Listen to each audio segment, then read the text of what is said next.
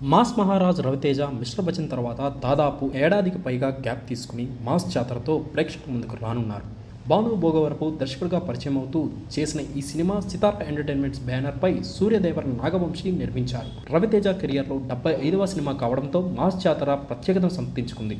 టీజర్తోనే అందరి దృష్టిని ఆకర్షించి ఈ సినిమా పాటలు, ట్రైలర్ కూడా ప్రేక్షకుల నుంచి మంచి రెస్పాన్స్ను రాబట్టుకున్నాయి. ఈ సినిమా రవితేజ చాలా హోప్స్ పెట్టుకున్నాడు. వాస్తవానికి ఈ సినిమా ఎప్పుడో రిలీజ్ కావాల్సింది, కానీ క్వాలిటీ విషయంలో రాజీ పడకూడదు అని భావించి వాయిదా వేశారు. మొత్తానికి పోస్ట్ ప్రొడక్షన్ పనులన్నీ పూర్తి చేసుకుని నవంబర్ 1న విడుదల కానుంది మాస్ జాతర. అక్టోబర్ 31న ప్రీమియర్స్ కూడా వేయనున్నారు. అయితే ఆల్రెడీ నాగవంశీ ఇండస్ట్రీలో ఉన్న తన స్నేహితులకు స్పెషల్గా షో వేసి చూపించారట. సినిమా చూసిన అనంతరం వారు తమ అభిప్రాయాన్ని షేర్ చేసుకున్నారు. వారి టాక్ ప్రకారం మాస్ జాతర సినిమా 2 గంటల 40 నిమిషాలు ఉంటుందట. ఫస్ట్ హాఫ్లో విలన్ ట్రాక్తో సినిమా మొదలవుతుందట. ఈ క్రమంలో వచ్చే యాక్షన్ ఎపిసోడ్స్, విజువల్స్ ఆకట్టుకుంటాయట. అటు తర్వాత హీరో ఎంట్రీ బాగా డిజైన్ చేసినట్లు చెబుతున్నారు. ఆ వెంటనే వచ్చే కామెడీ, లవ్ ట్రాక్ అన్నీ ఎంటర్టైన్ చేశాయట.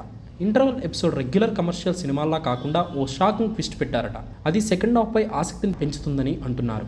ఇక సెకండ్ హాఫ్లో వచ్చే action episodes, super duper hit song అన్నీ మంచి హై ఇస్తున్నాయట.